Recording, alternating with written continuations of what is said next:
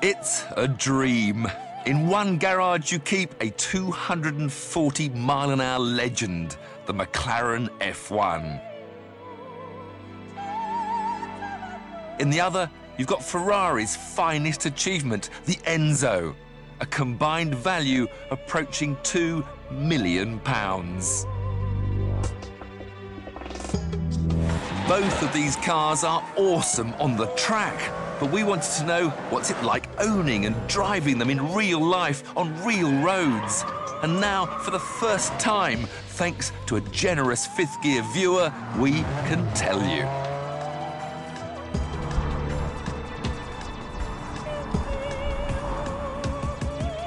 Chris Palmer is a self-made man who sees these delicious supercars as investments as much as toys. Probably, for me, they're as good as it gets. The McLaren is probably a bigger adrenaline pump. The ENZO, if anything, is a little bit easier to drive. Insurance, running costs?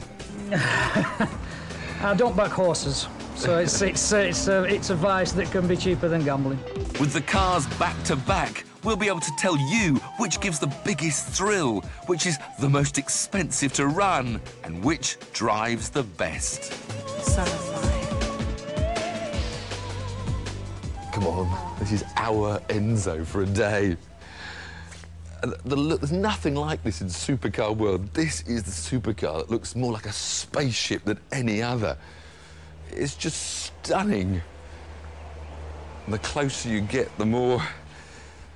I don't know, the more you want to open the door.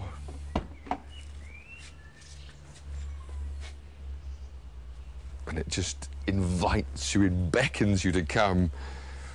But the contrast is immediate from the stunning exterior to the almost basic functional interior. I mean, look at this hinge, a big alloy chunk of metal that's the door hinge, and I've got windy down windows. No carpets. Spend all that money and no carpets, but you don't care because you see things like race and mode set. Then you see start. Then you see a key.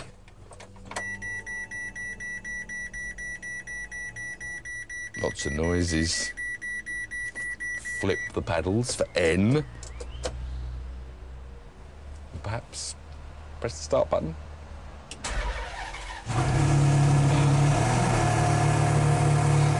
My heartbeat's just got up about 50 beats on that. It's coming through the seat into my back and into my spine, tingling up into my brain. And I haven't even touched the throttle pedal yet.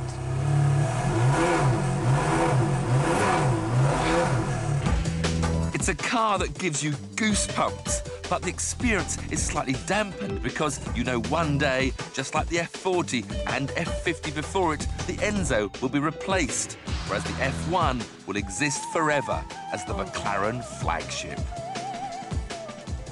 Now this, of course, is a race car that's been converted back for use on the road, so it hasn't got all the luxury interior. I've just got to remember how to get into a McLaren F1.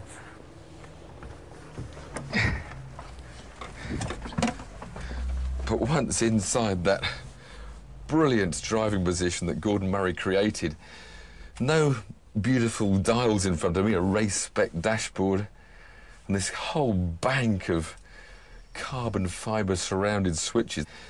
Time for some noise. Well, music to me.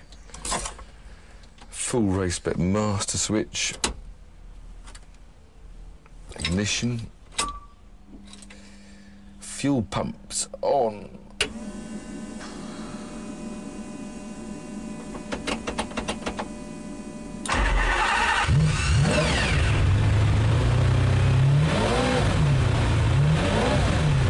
Now, stripped out for race spec, this car has lost like 300 kilos of weight, so it's lost all the sound deadening.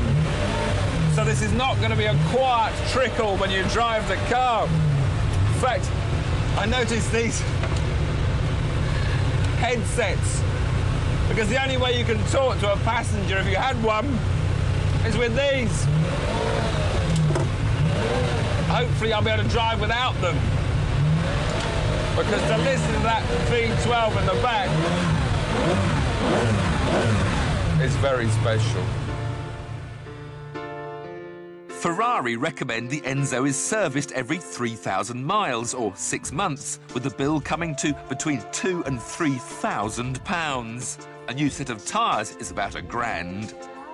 A 6,000-mile service on a McLaren can cost, and are you sitting down, £30,000. Everything about an F1 is telephone numbers. Even a small tin of touch-up paint costs 75 quid. Then we come to the petrol station. A day with these two resulted in my record ever fill-up.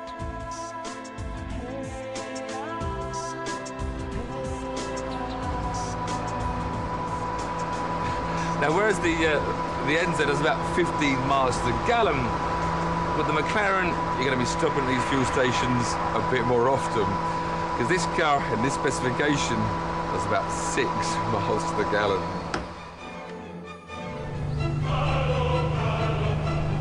How long is that nose and how near is that concrete?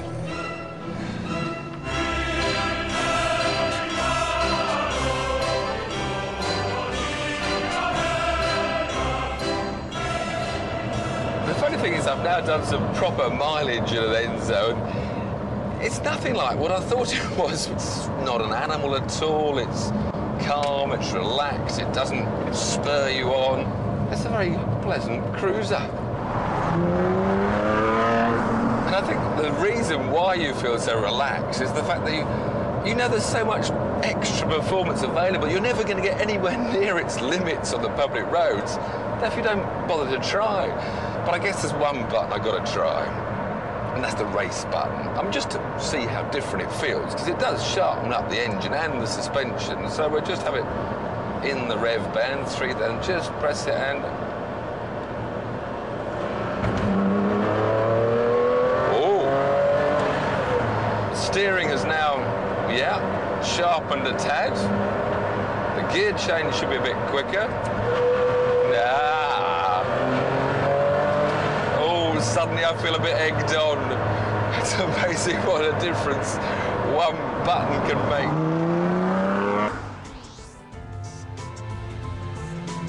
Oh my God, it's got no lock.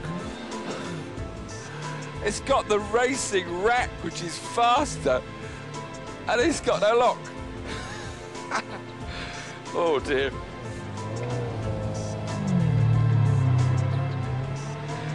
I thought I'd drive this without this headset on, but it is so noisy, especially with the gearbox. In fact, if I didn't have this on, you wouldn't hear me speak. But I have to say, I feel a bit like a fighter pilot taking his F-16 down to the shops. This whole car just is saying, let's go, let's go. White circle with black final lines across it, which means we can now go 3, 2... I've got a huge widescreen television in front of me on a PlayStation game. Whoa! Oh, it's going to get me into trouble. This car is going to get me into trouble. I think these headsets on, it makes me feel more like I'm in a racing car. I've got my crash helmet on, I'm in racing mode. I probably need to take them off in order to calm myself down, to listen to all the... to listen to all the noises of the car.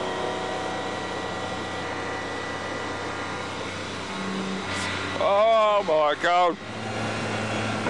But getting back into McLaren has reminded me what supercars should all be about. And it's all about the driving experience. But most of all, it's just this stunning performance.